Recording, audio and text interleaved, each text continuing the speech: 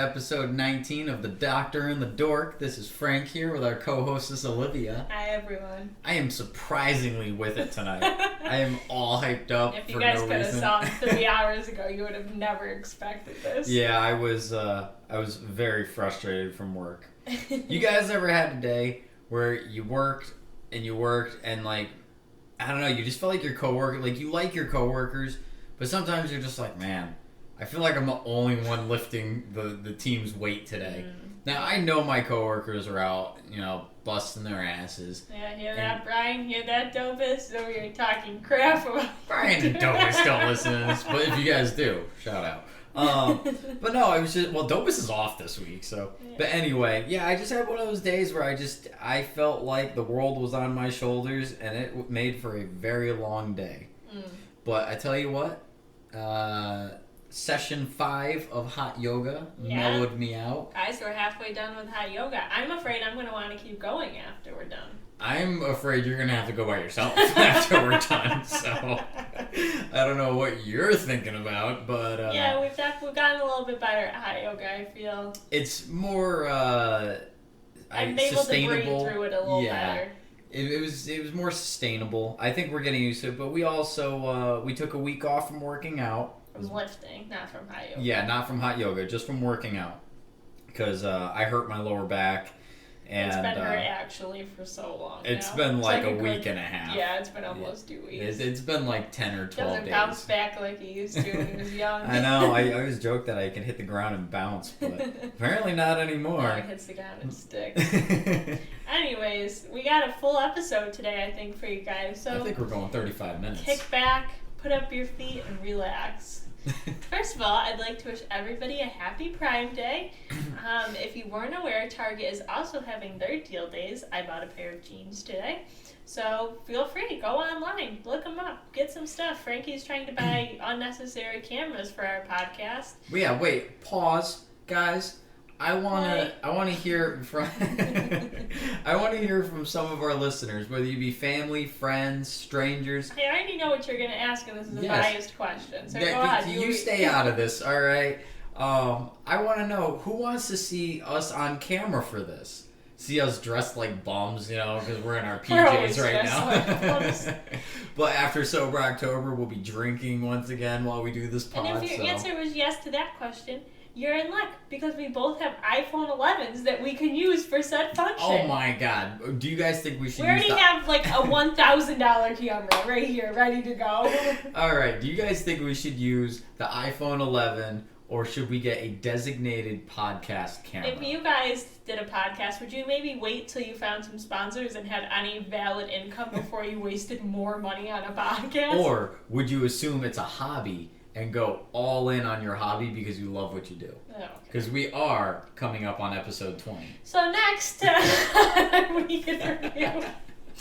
I figured we'd briefly talk about our corn maze. We went on a little corn maze. Where was it? The Preston Farm corn maze? If you guys haven't been to anything, fall related this year, Preston, Connecticut has an amazing corn maze. Shout out to Sean, Jody, AJ, Emily. I know you guys listen. So little kid in the corn maze who helped us out a little bit. We don't talk about him, all right?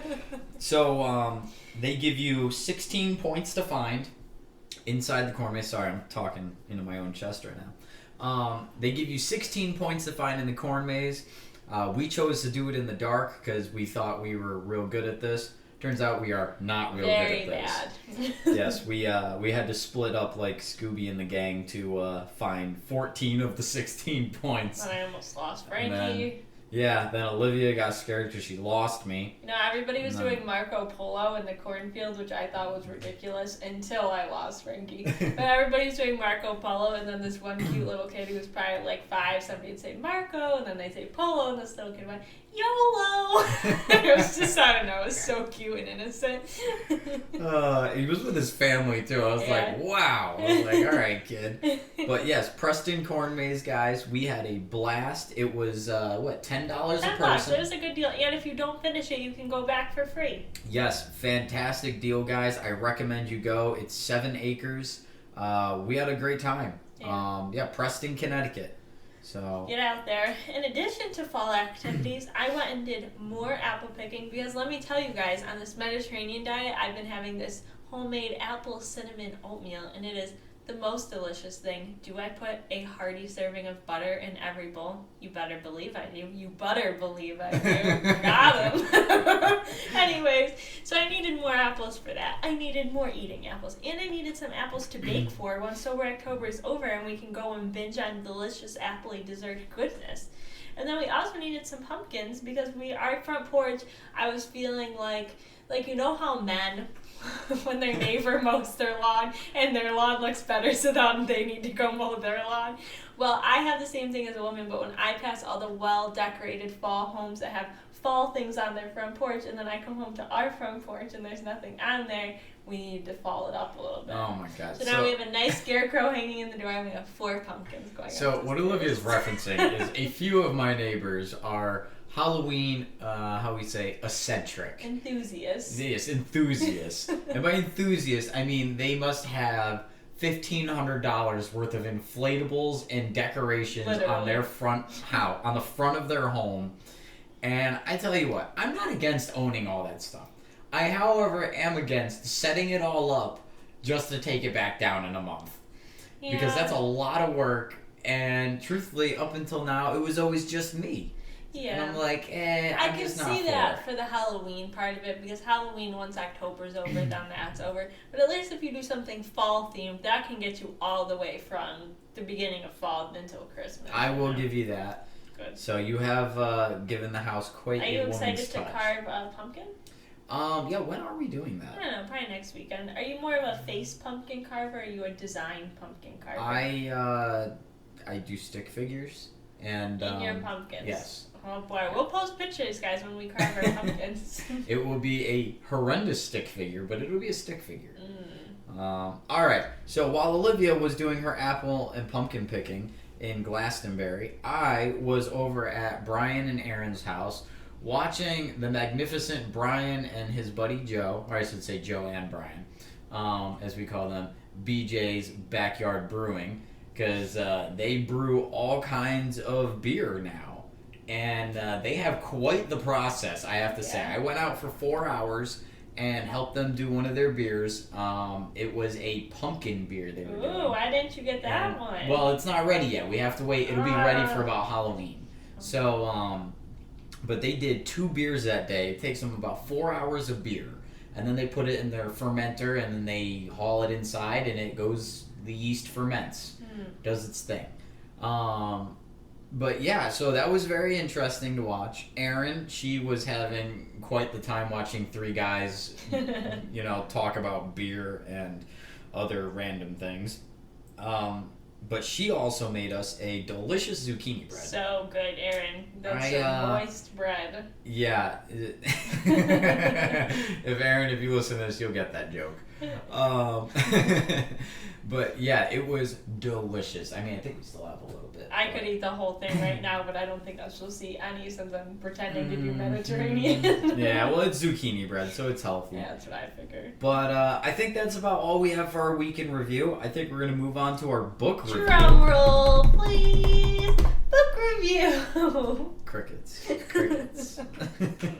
So, guys, for the past 3 or 4 weeks, I think it was 3 weeks we did this one. Yeah, we did this one a little better. So, in the past 3 weeks, we did the Girl on the Train. Yes, The Girl on the Train. By Paula Hawkins. Where is the book? We don't have it in front of us. We don't need it. What do we need it for? All right, well, you wrote it down, so... this was actually a fairly good book. I personally didn't like it. I don't know why you keep saying it's a good book. Oh my, this is why you said it was a good book when you read Damn. All right, it was a good book, as in for literature. I would say it was written well. Was it my type of book? No. It was written in the views of 3 different women. Yeah. And I honestly didn't love any of the characters. I thought they were... See, I did like the characters. I liked Rachel's character. Okay. I felt like I could... not that I could relate to her, but she just felt raw and she felt honest and I could understand her struggles. To catch you guys up, we had 3 characters. Rachel, Anna, and Megan. One could argue Rachel was the main character. Yeah, Rachel was the main, Anna was a supporting character, and Megan dies. Yeah, also a supporting character. Dies like right off the bat, and then we hear her like third. That's the other issue. History. I think the issue was less that it was from 3 different perspectives, and more that those 3 different perspectives bounced around in a timeline. So here's my thing. As far as I'm concerned, everyone in that book was guilty except for 2 characters of being scumbag humans, and 2 of them were equally scumbaggy, just in different ways. So you had... You're gonna spoiler alert if you're gonna read it. Yes, spoiler alert. So Rachel was married to Tom, and Tom cheated on her with Anna. So Rachel gets the boot, Anna and Tom get together. Now you have Megan and Scott together. Tom starts hooking up with Megan. So Tom really seems to be the problem. Tom's the main issue of the whole book. Tom starts hooking up with Megan. Megan's cheating on her husband Scott, but Scott's an emotionally abusive guy who turns physically abusive. Anna, was a cheater as well. Yeah. Megan wasn't only sleeping with Tom; she was also sleeping with a therapist. And then, in the meantime, Rachel over here gets drunk all the time. Yeah, drunk all the time, and is just a terrible human being in every way you can imagine. She's not a terrible human being, though. She's just like... She consistently lies to the person taking her in. When you just get too drunk and you send something or you say something and you wake up the next day and you're just like... you have 2 options at that moment. You can either embrace the pain you feel and take it head on, or you can just proceed in a life of denial and act like that never happened, you don't remember it, you're on to the next thing. Yeah, well, that was Rachel every day. That was Rachel not once a week. This was every day. She'd have a couple lucky sober days. She's over here booty calling her ex-husband who cheated on her for another woman and married that chick. Now, I give the book... I don't know, a 7 to 8 out of 10. It was a good book, but I didn't think it was great. I thought A Witch in Time was better, honestly. I'm going to say 6 out of 10. I would say it's worthwhile read for those of you who are into a drama thriller. Yeah. It really wasn't up my my alley. It takes place in London. Very interconnected storyline told from 3 different angles, and it's about 400 pages. So it comes together nicely. The ending was very satisfying. Yes, the ending. It did have a good ending. A bit rushed, but satisfying. The movie, on the other hand, I would not recommend. I give that a 4 out of 10. Frankie can't give his views because he fell asleep. I can give my views on the first hour, maybe. Yeah. Then we had tea, and then it was all over. Keep in mind, guys, I usually am wide awake for almost all movies. I'm usually the one that falls asleep. And I knocked out in this movie. It was so uninteresting to me. They had an all-star cast of actors. Very good-looking. And actresses. People. Yeah, they had very good actors and actresses. And still bad. They changed a lot from the book. Yeah, I didn't like It didn't take place in London. They changed how people looked compared to they did in the book. Not only did it not take place in London, but Rachel had an accent and then nobody else did. So I was like, so are we in London? Are we not? And then she talks about going to Manhattan. So I guess not. And then it was very weird. So Girl on the Train movie, not that good. I'm going to give it a 3 out of 10. Yeah, I can give it a 4 out of 10. But yeah, we have a new book for you guys. Olivia's going to give you the deets. Ironically, it's called The Man in the High Castle. Isn't that kind of funny? The girl on the train, the man in the high castle. We are picking some weird names. Alright, let me try not to sneeze during this summary of the book. Maybe some of you have heard of this book. So, here we go. It's America in 1962. Slavery is legal once again. The few Jews who still survive hide under assumed names. In San Francisco, the I Ching, is that how you're supposed to say? I think so. Is as common as the Yellow Pages, all because some 20 years earlier the United States lost a war and is now occupied by Nazi Germany and Japan. Should I keep reading? No. Yeah. I don't think so. This harrowing Hugo Award-winning novel is I told you. No, alright. Needless to say, guys. Do you think I'm recording anything? What? What are you talking about? I'm sorry, guys. The thing just started to look very blank. Olivia's losing her mind, ladies and gentlemen. And you can't hear us for this whole podcast. Now, hand the book over. You're cut off. You read for 30 seconds and lost all the oxygen in your brain. All right, guys. So, The Man in the High Castle is also has a series based on a TV series to accompany it. It takes place as though America has lost World War II and Nazi Germany, and as you heard, Japan has taken over America. And it's really an interesting plot twist on what would happen if America had lost World War II. Now I say if America had lost it because we all know we, carried the entirety of Europe and the rest of the world through that one. But whatever, dissenting opinions. It'll be an interesting read, I feel. Yeah, I'm excited to give it a read. It's a short book, and I haven't even watched the TV series, and I kind of am because I'm usually all about World War II era. Yeah, I'm surprised. This was a book I was interested in, and then I was like, oh, it's about history. Frank, you can get on board with this. Oh, yeah, I'm all about it. But the author, Philip K. Dick, yeah, you heard me right, was also the author of Blade Runner. The book was called Do Androids Dream of Electric Sheep? Total Recall, Minority Report, and A Scanner Darkly. So if you guys enjoyed any of those, then I'm sure you'll like A Man in a High Castle. So tune back in 4 episodes, and we will have give or take 3 or 4, and we will have a book report for you. Now, if you want to read along, or maybe you want to know what the book says, but you don't want to read because you hate reading, why don't you go to audibletrial.com/Doctor and Dork to get your free month trial of Audible, and you can download this book and listen along with us. That's true. You can get The Man in the High Castle on audible.com or audibletrial.com/Doctor and Dork, and it really helps us out, guys. If you don't, it would really help us. Nobody's done it, so maybe we could get a camera one day if somebody would sign up.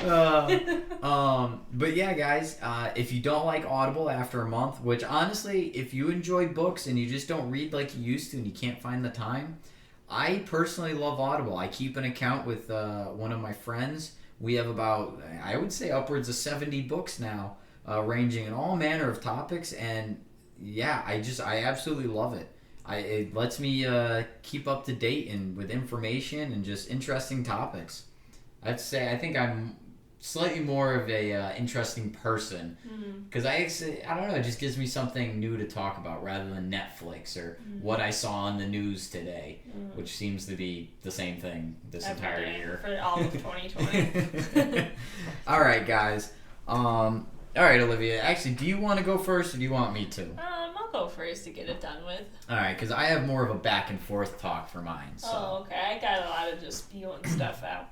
So, the coronavirus vaccines. Where are we? So I told you guys, I think last week or the week before, that Johnson & Johnson had finally caught up to the rest of the pack in terms of starting phase 3 trials.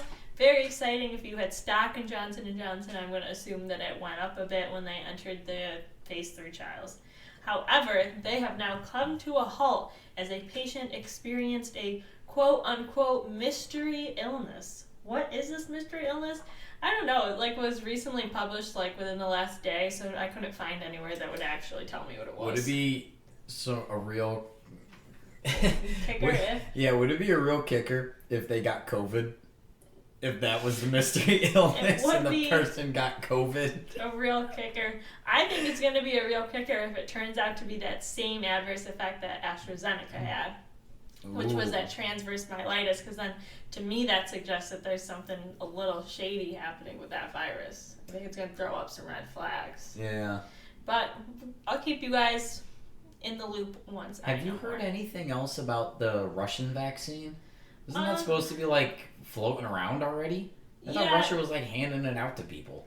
I don't know. I thought I had read an article that said both the Russian vaccine and I know the Chinese had injected their soldiers with some experimental vaccine. And I heard that so far those were proving to be safe and effective.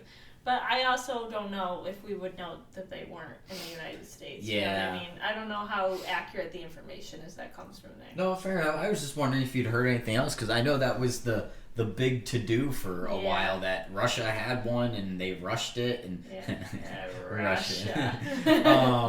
But yeah, so, all right. That's that. For the rest of the doctor segment today, I thought we'd take a step away from coronavirus because I'm sure we're all sick of it. And I saw an article that suggested proton pump inhibitors were now possibly linked to an increased incidence in diabetes.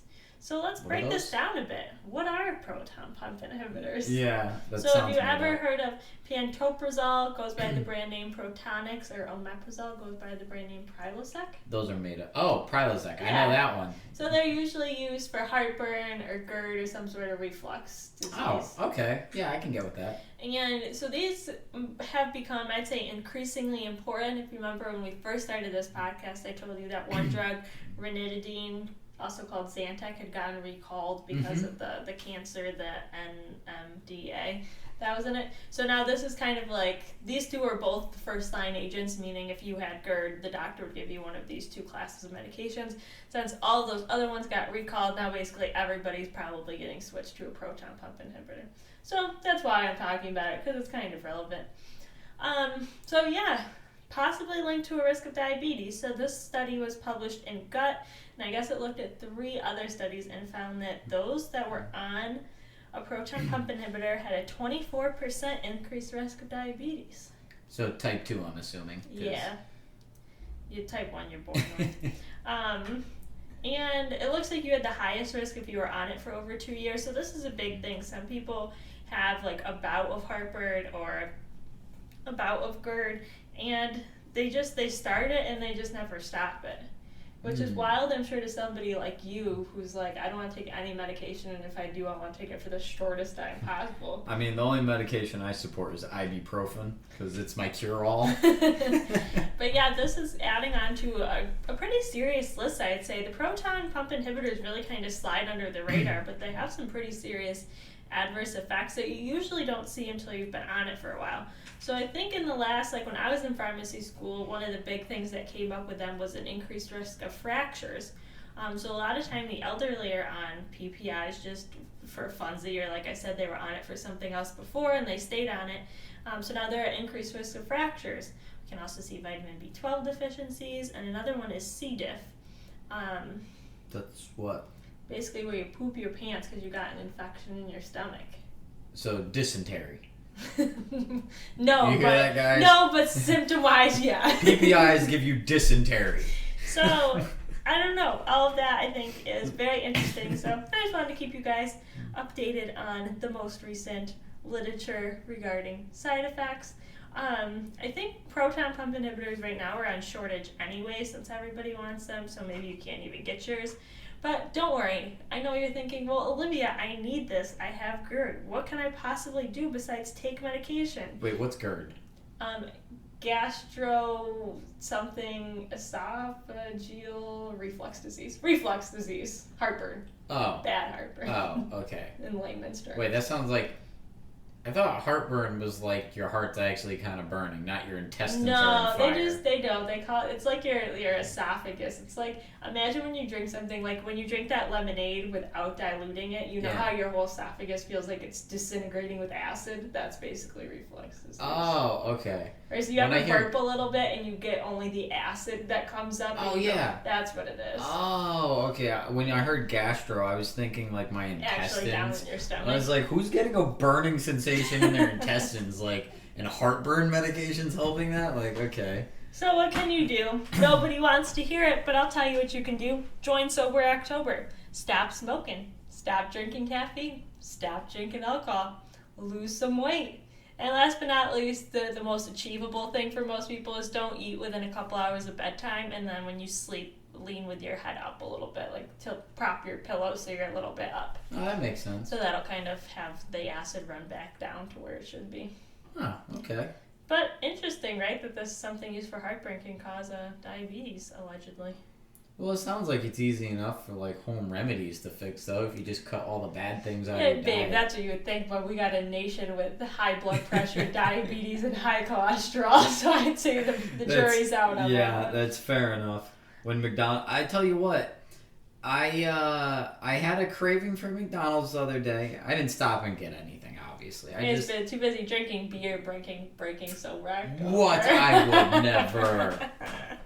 I did have a sip. But that was because I had to taste test for Brian. Anyway, we'll get into it. Actually, no. We already went past that. Yeah. Anyway, no, that's, I don't know.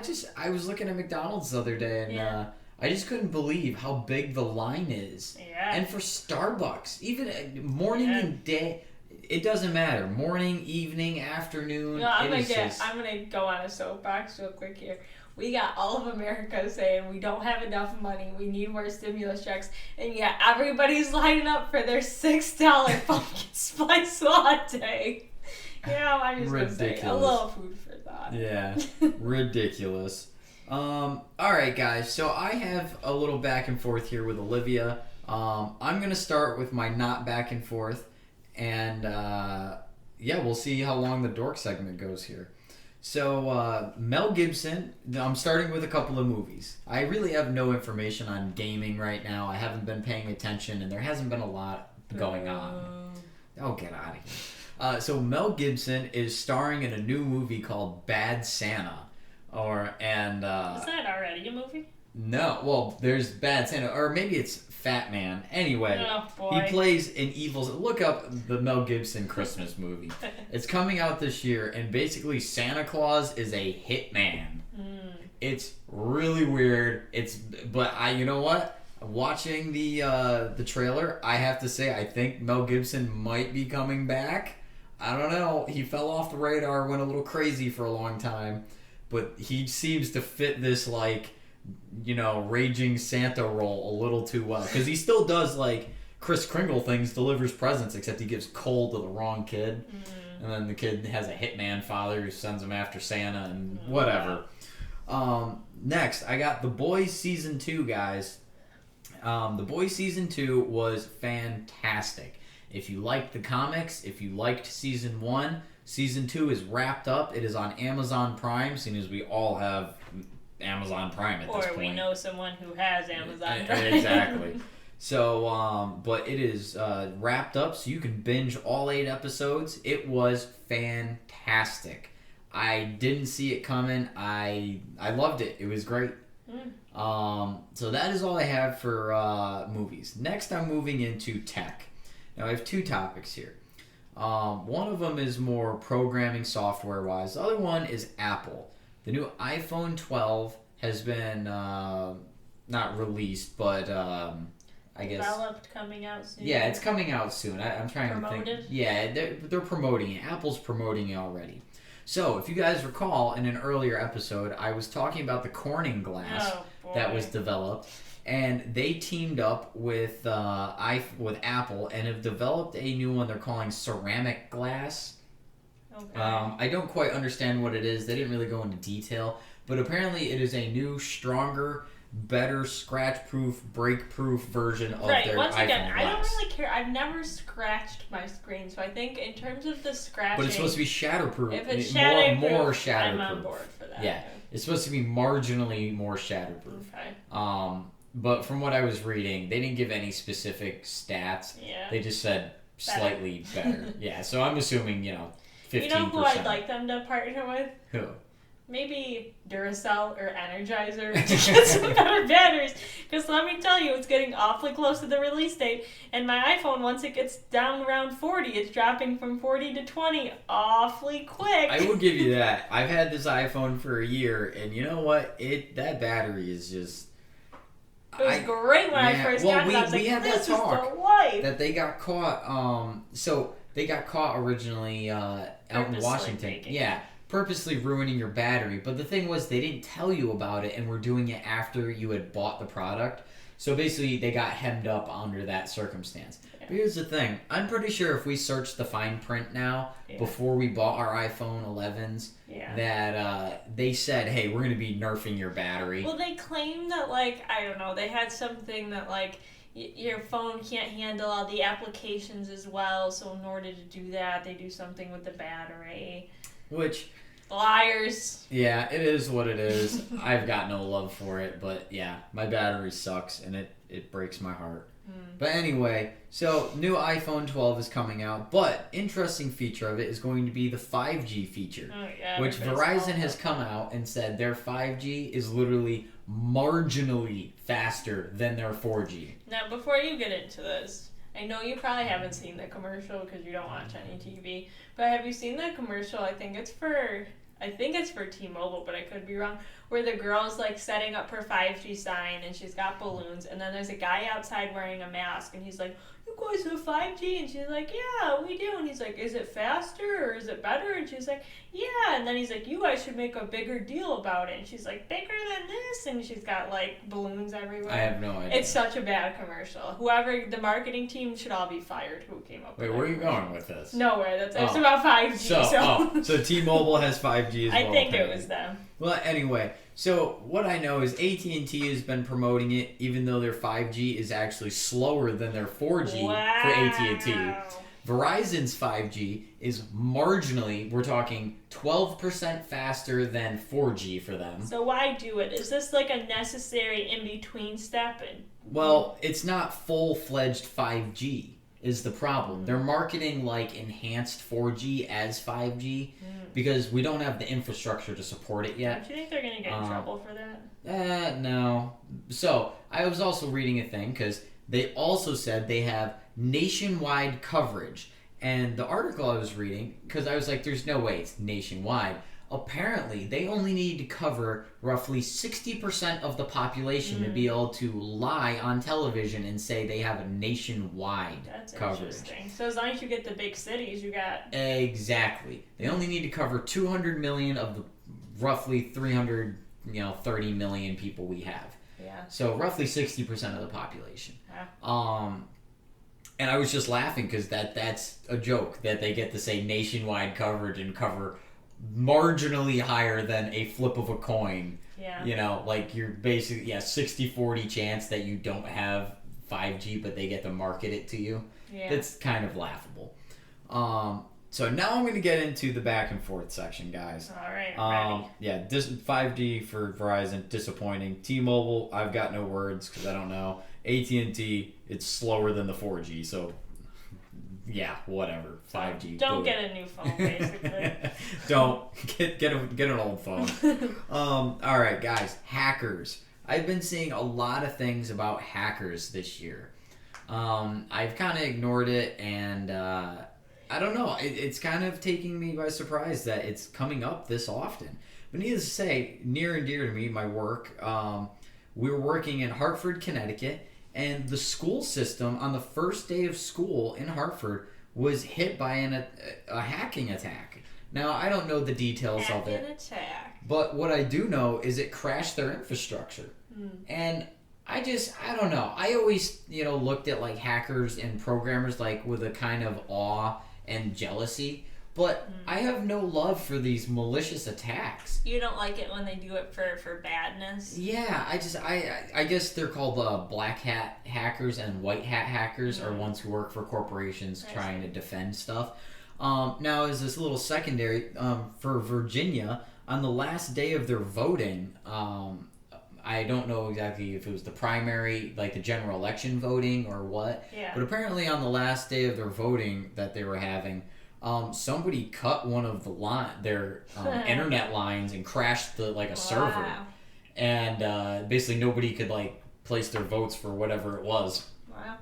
And I was just laughing. Yeah, they found a cut fiber line, and it was like, oh, that's again malicious. I don't get the point of doing it. So, why would you crash a school's infrastructure? Well, I'll tell you why. Because at least one of the reasons why. When I was in pharmacy school, one of the hospitals, a really big hospital, Erie County Medical Center, got hacked with ransomware, and their whole system was down.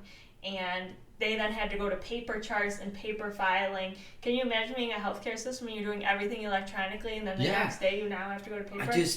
But they did it, and what they wanted was money. They're like, hey, if you pay us this and whatever cryptocurrency, we'll bring everything back up. Yeah. I don't agree with it at all.